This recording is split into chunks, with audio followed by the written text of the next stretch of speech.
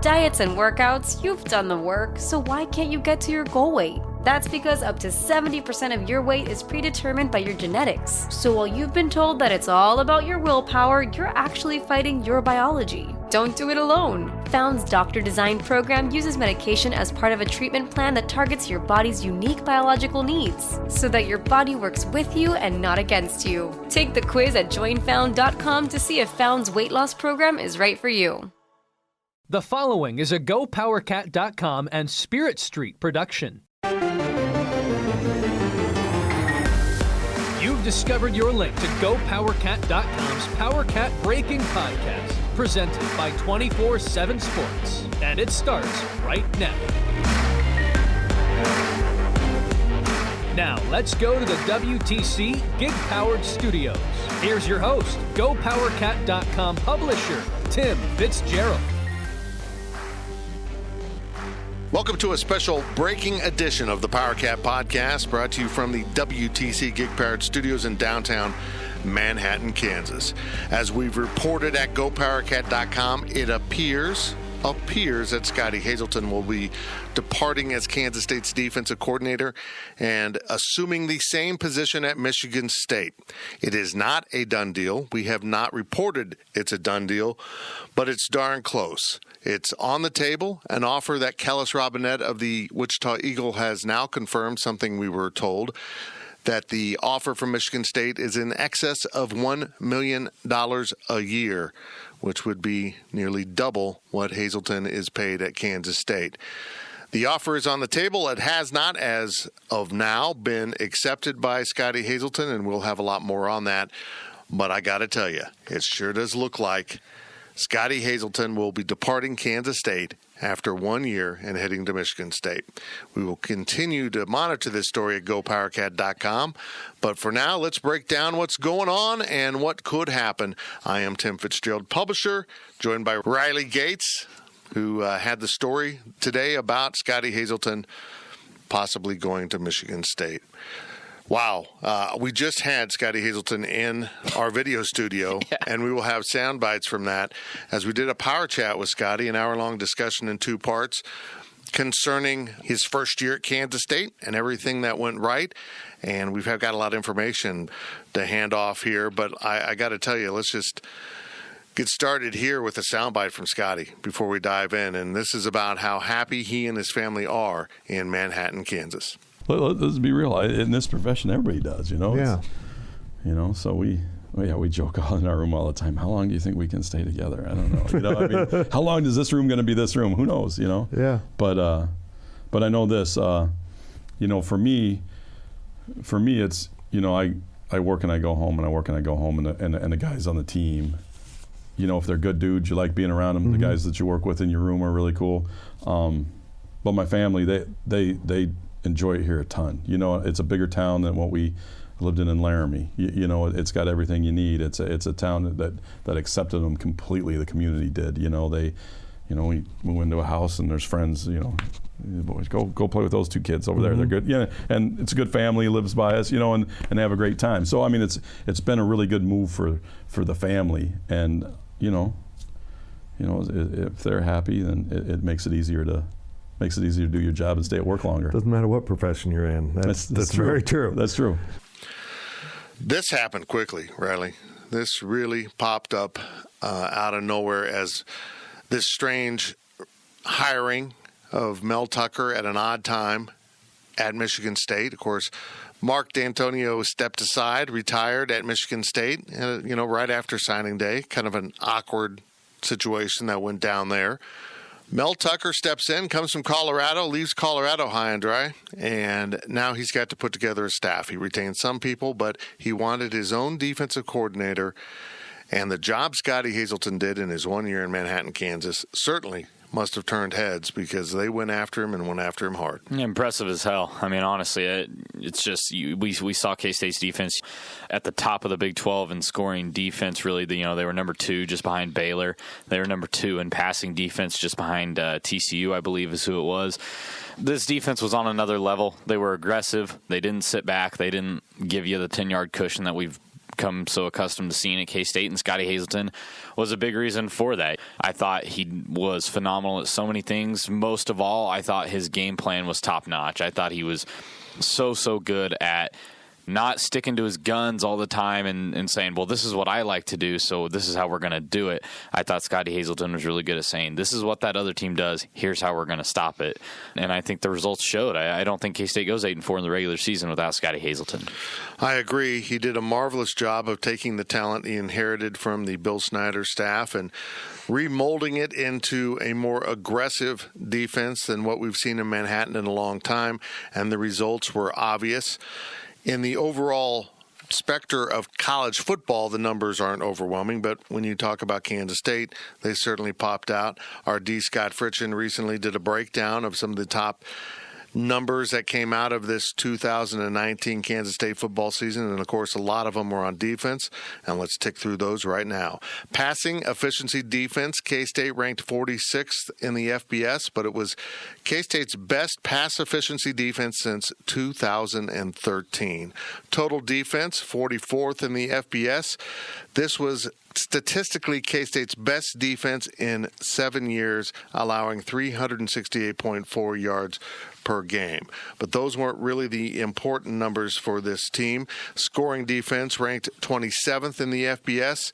And as D. Scott wrote, you'll want to sit down for this one. K-State finished with its fewest points per game at 21.4 in a season since 2003. That's right, the Big 12 championship team of 2003. First down defense, Kansas State ranked 15th in the FBS.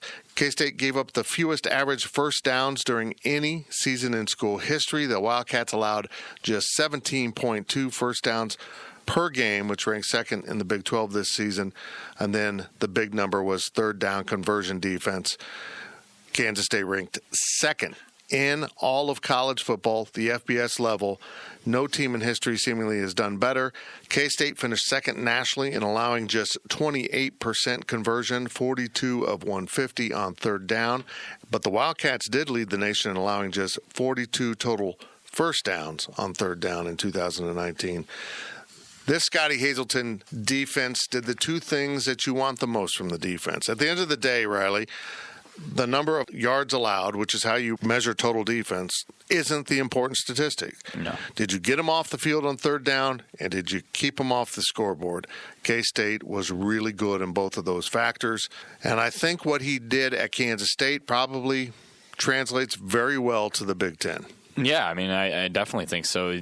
Everybody talks about Big 12 can't play any defense, but this was the example. Hey, the Big 12 can play defense. Aside from the fourth quarter against Oklahoma, where K-State kind of sat back, they were kind of playing, hey, let's not blow this big lead. You take that quarter out of it, they shut down Jalen Hurts and CeeDee Lamb and those guys. I mean, off the top of my head, I don't even know if they had 20 points going into that fourth quarter. Obviously, like you said, the yardage numbers are not important. You can go for 500 yards for all I care. Did you score points or did you not score points? And K-State did a really good job of not letting them score points. Previously at Kansas State, there was a lot of bend but don't break. They would give up huge chunks of yards and keep the offensive scoring for the opposing team down enough where K-State could outscore them and win. But this was something different. They really maintained a hard line on opposing offenses. They didn't let the points get away from them very often. They did a marvelous job, and this was the most amazing thing. He walked the line of being aggressive without gambling. He had a very aggressive pre-snap posture, which showed quarterbacks something that may not be happening post-snap. They did an incredible job of that. They confused quarterbacks at the line of scrimmage as much as doing things post-snap with getting after the quarterback. And when they did blitz, they were surprises. And that's been a long time thing with Kansas State fans. Everyone in the stadium knew when K-State was blitzing in the past. That changed under Scottie Hazelton. They did not take a lot of chances, but they did dictate the pace and physicality of the game at times to the opposing offense. Yeah, that interception at KU, Daquan Patton, where he just kind of knew exactly where the play was going, but you didn't really know that Daquan knew. until he showed it. When he broke on that ball, I think that's the play that, like, I'll really think back and say, like, hey, Scottie Hazelton, he knew what he was doing, man. Had him prepared. He always had him ready to go. He always had him locked in physically and mentally. Yeah, I mean, it hurts. It hurts if this ends up going all the way through and he does end up accepting this job. It's gonna hurt. So definitely not something you ever want to see, whether it's December 1st or it's February 27th, but it really hurts that it's February 27th, in my opinion. Let's recap how Scottie Hazelton arrived in Manhattan. He had worked at North Dakota State, had left North Dakota State, and then Craig Bohl brought him in when he went to Wyoming as defensive coordinator there. And it was very intriguing to me that he was not Kansas State's first choice as defensive coordinator. Chris Klieman offered Ted Monachino, who ended up accepting a job with the Bears as a linebacker coach, is still there. And then they circled back around. They had talked to Scottie Hazelton, circled back around, and finally found an agreement where Scottie would come to Kansas State. And here's why he accepted the job at Kansas State. Really, at first it was Chris. Of course, yeah.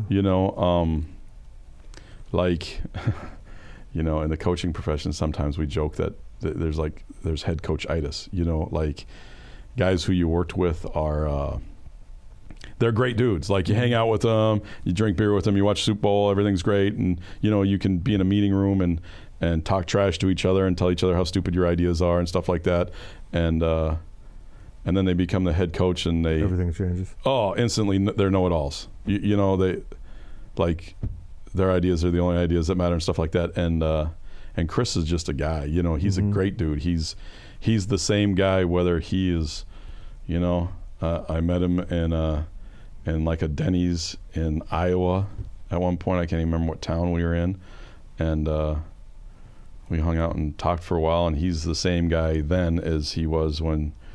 He's the secondary coach at NDSU or the defense coordinator at NDSU or the head coach at NDSU or the head coach here, and it's uncommon. This is part of the business. Scottie mentions it quite a bit in our discussion in our Power Chat, and we'll link those up at GoPowercat again because with this new context, they're pretty interesting. It's kind of funny. Just a couple weeks ago when we sat down, he had no intention of leaving, and I can tell you this, his wife Brooke had no intention of them leaving, and we'll get to that in a little bit. But let's just take the hypothetical real briefly that he's going to leave. Let's just take that. We think it's going to happen. There's still a chance it won't happen. But if it does, what next? And the simple truth of it, Riley, is Kansas State is in a position right now where it cannot pay coordinators at a level in which they can retain guys like Scottie Hazelton. Kansas State simply can't pay a coordinator $1 million plus. No. They just don't have the budget for that. And frankly, you can look around this conference and find position coaches getting paid like money or more money than Kansas State's coordinators. And that's very frustrating, but that's a reality of the budget when you're Kansas State University, one of the smaller schools in the Big 12 Conference. I just think you got to know who you are, know what your situation is. Yes, in a perfect world, you say, as a fan, pay Scottie Hazelton whatever he wants. He was great at defense. The defense is great under him, and that's the guy you need to lead the defense. It's great to say, but you got to have the money there. You got to have the ability to do it without handicapping everything else. I mean, let's just, if you want to play hypotheticals, okay, K-State matches the Michigan State offer. Scottie Hazelton stays, you're not going to have a whole lot of money left in the bank to continue to treat your other 9 coaches well or retain them when they get better offers if you really want them. If a guy like Joe Klanderman, who the safeties had success under, if he gets a better offer eventually, you're not going to be able to keep him around. So it's tough to lose a guy like Scottie Hazelton, but I think you got to take a step back and you got to do what's right for K-State overall in the future and not just say, okay, somebody tried to come poach Scottie, let's do whatever we can to keep him, even if it's, way out of the realm of realistic. With that in mind, let's tick off a few possible scenarios here. Possible scenarios. One, you mentioned Joe Klanderman just there. Is it possible that he just stays in-house, promotes Joe Klanderman, and then hires a linebacker coach, like a Grant Olson, who was on our original list as a possible coach here and ended up moving from Indiana State and then now is at NDSU as linebacker coach? I guess that's one possibility. Or it could be Van Malone, a guy with coordinator experience, but only 1 year with Klieman. Does he promote from within and then hire a linebacker coach? That's scenario one. Or does he go get someone that he's worked with? And the perfect example of that is Jamar Cain, who was a DC out at Fresno State, moved around, and was just hired as the defensive end and linebackers coach at Oklahoma. Just hired. And from what we can tell, he's probably getting paid about the same money that Scottie Hazelton was at Kansas State. So does he try to go get Cain to leave Oklahoma after a month? I mean, that's not unheard of. It's happened around college football. But can they offer him enough to entice him to move? Because it would seem like there might be some mobility at the Oklahoma staff to move up. I'm saying I would think some of these Oklahoma coaches are going to end up head coaches pretty soon. I think it's great on paper. I think it sounds ideal. I worry that number is going to be too high. Yeah, or Oklahoma just outbid him. I don't think Oklahoma broke the bank on Jamar Cain. No. So I think that his ceiling could go up even further. You're behind the 8 ball right now. Let's be honest here. Oklahoma's bottom is K-State's top. Yeah. Pretty much right now on their pay scale. Yeah. And I don't think that there's really a hiring scenario out there that K-State can do where it seems like, hey, we're still on the same level here. Something's going to have to be, kind of a lower-end coach, not really thought of initially. Buddy Wyatt is a great example of what happened there. We didn't really have Buddy Wyatt as a great candidate up there. He's obviously not being paid tons of money, so I don't know if he was necessarily one of the top choices. But sometimes you're kind of left in interesting situations where you can't necessarily go get your top choice. You got to go down the list a little bit. I think that might be the situation K-State's in, whether that's hiring a defensive coordinator from the outside or whether that's hiring a position coach to come in and replace whatever position coach you promote to the defensive coordinator. Let's move a couple pieces off the table. Blake Seiler, that's a name that came up immediately, a coach that was retained initially by Klieman, and Blake chose to go to West Virginia under Neil Brown, and now has left West Virginia to be defensive coordinator at Old Dominion under old friend alert Ricky Ronnie, who was named head coach there, leaving Penn State. I don't see that. I don't see Klieman rewarding a guy who left his program. I think they probably will just look at other options. Ironically, if Blake had stayed put, he would probably be defensive coordinator as soon as Scottie Hazelton left. Yeah. Ironically. The other piece, let's move off the table, is Joe Bob Clements.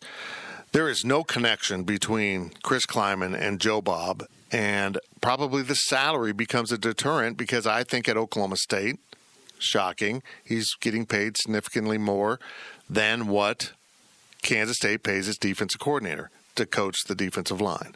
Sad but true. And it comes back to this. This is now Chris Klieman's program, and we all have an instinct to recall great coaches that might want to come back to Kansas State, but they don't have connections to Klieman. They have a connection to the school, and it's his job to do the hire. I would think with that said, your time is better spent looking through the FCS ranks for a possible hire, someone certainly that would not demand the high money, and that Klieman might respect tremendously for the job they've done at whatever school it is because, Riley, football is football. It will not be Matt Entz, the head coach at North Dakota State. Because of Klieman's success, I think Matt Entz is a year or two away from being a head coach at the FBS level, if not the Power 5 level. If he rattles off one more, like another national championship next year, it might happen. And Klieman continues to progress. He's kind of tied to Klieman, ironically. If Klieman tanks, people will cool off on Entz, but if Klieman continues his climb at Kansas State and has good years while he's winning national championships, boy, does he become very tangible. He's not moving. He's absolutely not moving. And the defense coordinator at North Dakota State's an Entz guy, no connection there. So you start kind of surfing through possible overlays, and we came up with Jeremiah Johnson at Northern Iowa. They worked together at Northern Iowa. He stayed at Northern Iowa. He has ascended to defensive coordinator at Northern Iowa. I don't know. What's interesting about him, Riley, is he's a KU guy. He went to KU. He's from Lawrence.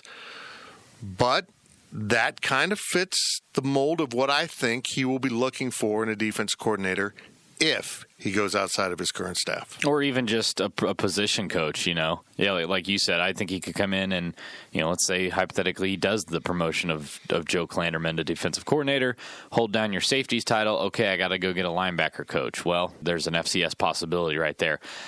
It does strike me a lot, whatever route it is, whether it's a defensive coordinator hire or a position coach hire, it does strike me as a hire that might end up becoming I'm going to give you a chance type of thing. What coaches are out there on February 27th that are really looking to make a big move right now, that are at the Power 5 level right now? I don't really think that there's a lot of those out there.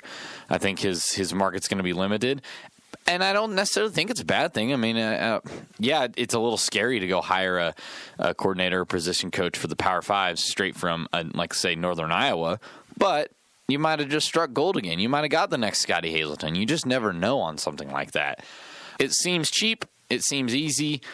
And it seems like it could be something that really pays off in the long run. It wouldn't shock me if that's the route he goes. And I would definitely say if you take the list of candidates out there that everybody's kind of starting to throw together right now, he would probably be near the top. Exactly. You can go through the list. There's a lot of names out there. And if this becomes official, if Scottie Hazelton makes the move to Michigan State and there is officially a job open, we will immediately offer a hot board. We're just throwing out a few names. I know one guy you and I liked was Brian Newberry, the defensive coordinator at Navy. I think fans can agree. They liked what Navy did defensively against Kansas State, maybe with lesser talent. They were very aggressive in posture. He might have done different things, but I think the core philosophy was the same for Newberry as Hazelton showed. Let's confuse him before the snap of the ball and show him something different. He's intriguing because he's been at Navy now 2 years. Before that, the FCS level at Kennesaw State. So I would imagine between Chris Klieman coaching at that level and Gene Taylor being so tightly connected to Navy, he's well known to both men. And let's not forget the fact that Navy's defense caused a lot of problems for K-State. Caused a lot of problems for almost everyone they played outside of Notre Dame. Yeah, exactly. And so I honestly, I think it would be a great hire. I would love that. I was impressed with him before the Navy even took the field in the Liberty Bowl. Just kind of his demeanor, his confidence in his defense. I really, really like it. I think he'd be a terrific hire. Now, are we stretching things a little bit by saying, Gene Taylor has Navy connections? Maybe a little bit. It's been a while, but also I don't think it's necessarily out of the question. He's close to the head coach. Right. I don't think it's so far removed from the situation that you say, well, Gene hasn't been at Navy in this many years. I think it's just as realistic as him going and hiring Johnson. So I really think that he could be a realistic candidate for sure. That's very, very intriguing.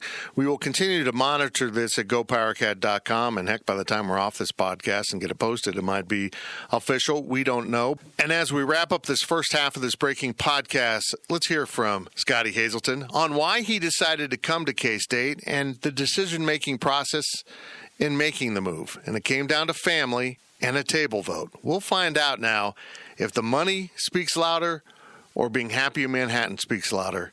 Here's Scottie Hazelton. It was more like a family deal. You know, I mean, I got my mom's advice too. I talked to the kids, and they were kind of split on the idea. My wife, she's got really good friends that were on the staff up there at Wyoming, and people we'd known for a long time. And so I think every move you make is a tough decision. Especially when the kids get older.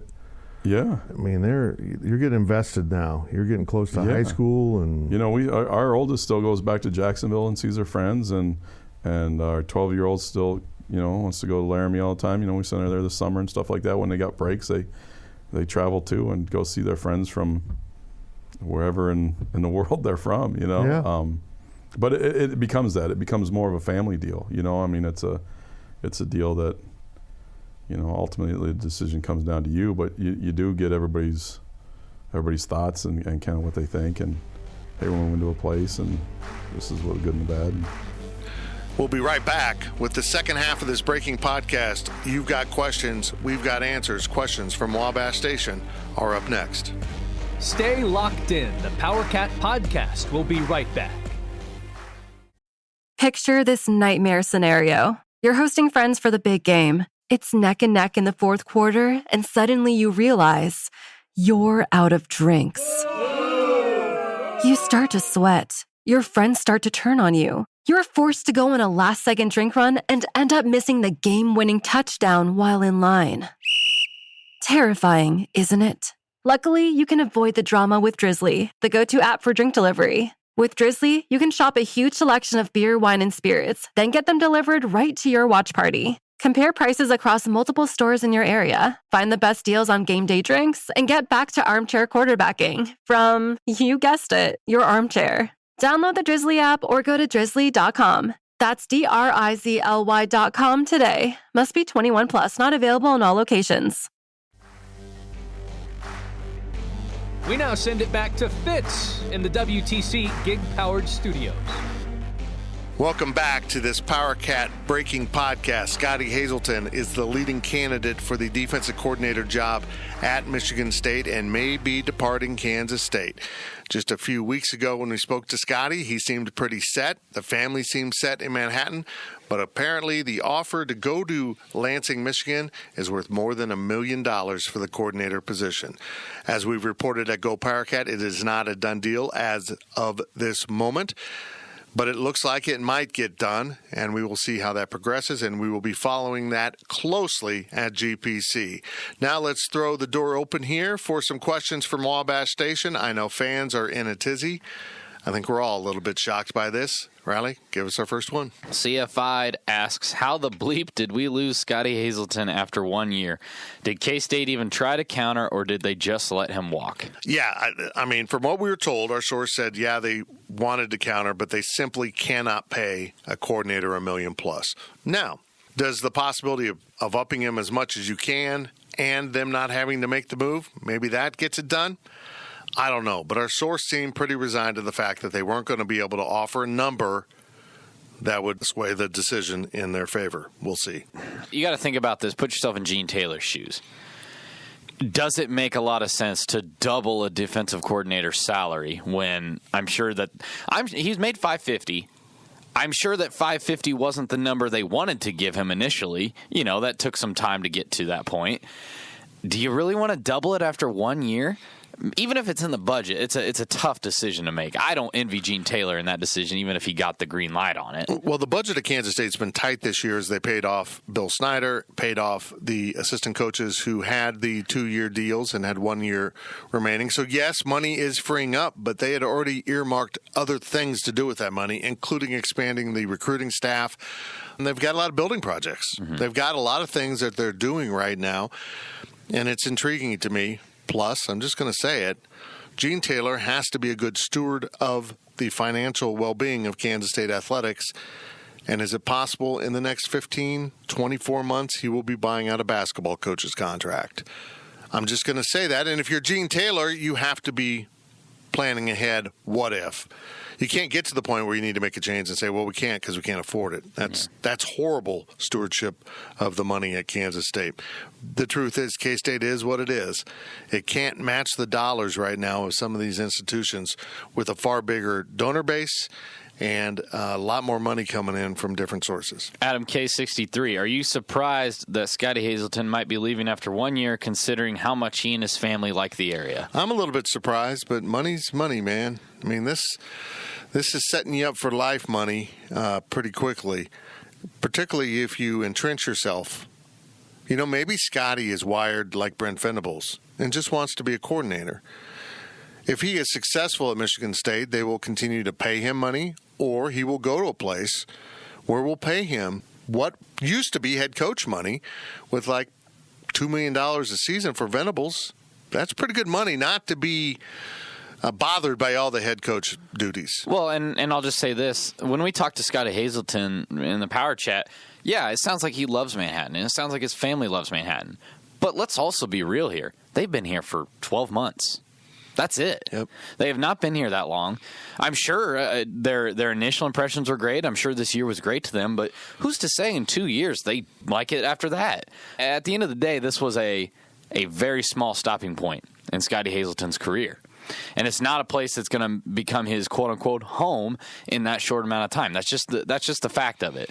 No matter how nice Manhattan is, that's kind of the situation you're in. So it might be tough to continue to move, but it's also not tough to leave a place you've hardly been at for a year. In the first half of this podcast, we had sound clips from Hazelton's Power Chat. One of the things he did mention during the course of that Power Chat is Kansas State is his 11th stop, 11th different destination in 22 years of coaching. That's every 2 years, and Michigan State going into East Lansing would be number 12 and 23. That's unbelievable. And if you're a K-Stater, you're hoping that helps sway the decision not to make the move. We've got a few questions coming up here that we kind of already touched on in the first half, so we probably won't go as in-depth on the question since we already answered it. Jim Cat, do we really need to have the lowest paid football coaches? I understand this is a new staff, so you don't have to start at top pay, but dang. Yeah, I agree. They need to get all their salaries up. This is the arms race. This is how it's difficult for Kansas State to compete at this level. They've got to keep the facilities up, and now they've got the facilities going up at the cost of the coaches. You're kind of putting out fires all the time if you're Gene Taylor with the budget. What I find interesting about this is Kansas State keeps a very lean athletic department. They have far fewer people in administration than other schools. I know Kansas has significantly more people in their department, administrators, than Kansas State. They do a good job of really running a lean budget at Kansas State, and they're also self-sufficient. Keep that in mind, people. They are not getting a single dollar from Kansas State University, and they're staying profitable while doing it. This is maybe some of the cost. They are doing the responsible thing in a fiscal manner to stay on the right side of the ledger and not lose money as a business. So it's tough to say, but they can't just say, hey, we want to pay this coordinator $1 million. President Myers, can you kick us some money? Because that is not happening, nor should it be happening in the current environment of money for education being so scarce. Kansas State's doing this right, but they're really struggling to compete. And as we mentioned, Riley, they're still paying off some of these contracts. You just wrote a big check to Bill Snyder. Whether it was a lump sum or they're doing it out in payments, I'm not sure, but it still hurts you. It still sets you back. You might have had to borrow to do it. You got to get that paid off. No business, unless you're a giant business, has $3 million just sitting around to write a check. If you do, I want to talk to you about a job. Love to have a chat. Right. The reality is Kansas State has the budget that they have, and this is going to happen. But you're right. I think they can up it enough where they're not the bottom of the Big 12. Joko Cat 67, Van Malone has been a coordinator before. Internally, is Joe Klanderman or Van Malone more likely? You know, I actually don't know the answer to that. You know, that really gets into the dynamics of this coaching staff. Did Van Malone so impress Chris Klieman in their 1 year together that he says, yeah, Van, you're the guy. You've done this before. Let's run with it. Let's go hire a linebacker coach, and let's go forward. Or does he stick with the guy that came with him from North Dakota State, who he's known a long time? We're impressed by both guys. It's not like we have a favorite between the two. We really liked both guys. In fact, we like everyone on the staff. They both kind of jump out at you when you meet them. Klanderman has an interesting, thoughtful demeanor about him. He would be a good hire, but he's never done it before. It really comes down to what Chris Klieman thinks is most prudent for the job. And keep in mind, he's also a defensive coordinator himself, so he probably can have on-the-job training if he wants to go with Klanderman. Aside from Chris Klieman himself, the coach that people bring up the most when you talk to recruits or new signees about the recruiting process is Joe Klanderman. Everybody apparently loves Joe Klanderman on the trail. We know he can really kind of go out there and hit the trail really hard, get guys. That's what my gut says. My gut says Joe Klanderman. When I say this, it sounds like I'm saying he's not comfortable with Van Malone, but you're a lot more comfortable with the guy you've been with for multiple years rather than just 1 year. I'm sure he has complete trust in Van Malone. You broke a lot of bread with Joe Klanderman. Yeah. You've sat a lot of times with the families around a table or at the lake or whatever else you've done as workmates. I think he'd be comfortable with Van Malone. I think he's more comfortable with Joe Klanderman. I would be comfortable with either one. And I have to admit, a weekly press conference with Van Malone would be absolutely fantastic. Absolutely fantastic. I love both guys. I can see him doing, if I had to guess, people, this is what he'll do. One of those two guys will be defense coordinator, and they'll get a young linebackers coach that they can pay at the rate that Kansas State can pay, and hopefully that'll continue things in the right direction. I think Scottie Hazelton put out a nice little template for what Kansas State should be doing defensively, and I think either one of those coaches can come in with their own flair and operate the same type of defense. Powercat Ryan, if you hire from within the staff, do you look for the best position coach or the best defensive-minded recruiter in an either-or scenario? It's tough. I mean, I don't really think all the either pieces one have to fit together more. I mean, I would think if you identify a coach, for example, the Navy coach, Newberry, he's a defensive backs coach. Someone can roll up to coach linebackers. I mean, coaches are coaches. We look through a number of names that pop up, and you can see the guys that might be coaching defensive line now. They've coached linebackers in the past. So it's intriguing. I think it would be best probably just to stick with what you got and hire a linebacker coach, but it just depends on how the pieces all fit together. I think if you're hiring for recruiters, I think you're putting yourself in a tough situation. Oh, you're hiring a football coach first. Yeah. And the ability to recruit is a secondary piece to that. You're not going to hire someone that says, I'm not a very good recruiter. That's going to be part of the equation, but not the lead item. Hire a coach you know can coach on the field, then worry about the recruiting. Email Wildcat 82. Do we look to North Dakota State to fill the vacancy? I think you look at the FCS level, but there's just no one left at North Dakota State. That place has had an incredible overturn since Bowl left and now Klieman left. And Matt Entz has brought in a lot of his guys that have ties to him and not necessarily North Dakota State. So I don't think so. Outside of Olsen maybe coming as a linebacker coach, I don't think you're going to find your D coordinator up there. Purple Powerhouse, who is on the short list? Do we hire from within or go outside? We talked about that a lot in the first half. That's the first decision that Chris Klieman needs to make. You know, it's an awkward time. Are we going to have a full search and go outside? Who knows, people? You just don't know. Coaches keep a list in their head. It may not be written down, but if I ever have an opening, I'm going to call this guy. And maybe over the course of this year, he realized, I need to get in contact with this guy. And he goes, I'm just going to call him, see if he's interested. Mm-hmm. So you don't know what's going on inside of Chris's head, but that's the first decision he needs to make.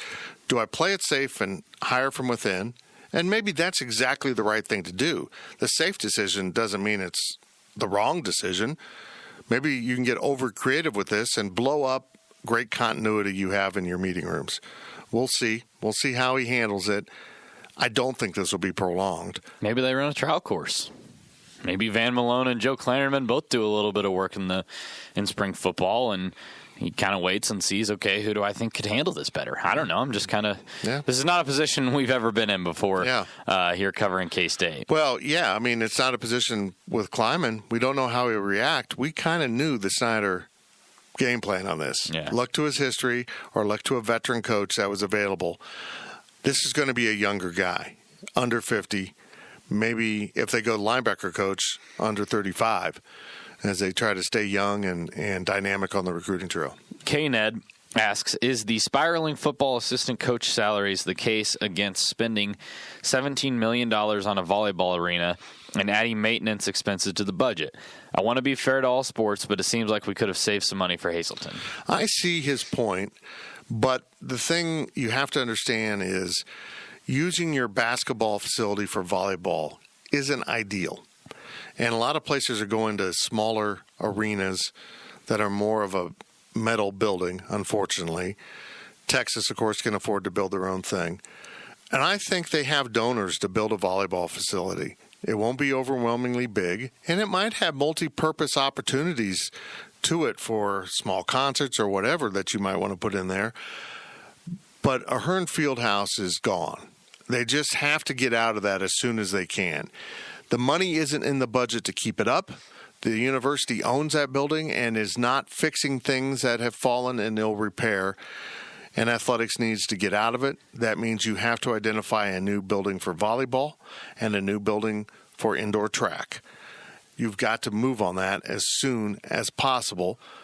The indoor track will move to the current indoor football which is really cool. It's right next to the outdoor track, so that'll be ideal as soon as football has their new indoor facility. And volleyball will sit there where Cat Town is and be connected to an Olympic sports training facility for all of those sports to have one centralized training facility. It's aggressive, but it's a good way to attack things if you're Kansas State. In the short term, yeah, it creates some budget things here. Even though money's getting paid from donors, that means the donors aren't giving it into the general fund. I agree with your point, but if Kansas State wants to sponsor these sports, they need to be responsible to the athletes and families to give them the resources they need to compete. I never want to see what K-State did to baseball for so long. They should have dropped baseball instead of having that absurd facility problem they had at Frank Myers Field. No locker rooms, players would dress in the parking lot, and the head coach would stand in the porta potty line during the game. That's the alternative here, because you're going to have – I don't see them moving volleyball into Bramlage Coliseum. It just creates a lot of problems. Yeah, that's kind of where I was going. Look, I'm not stupid. I know football makes the money. I know you need to prioritize football above everything else because of that, but I think it sends a very bad message, and it sends your other programs in a downward spiral if you don't put some money into them. Sure, you saved your defensive coordinator, or hey, you have the most amazing football facilities in the world.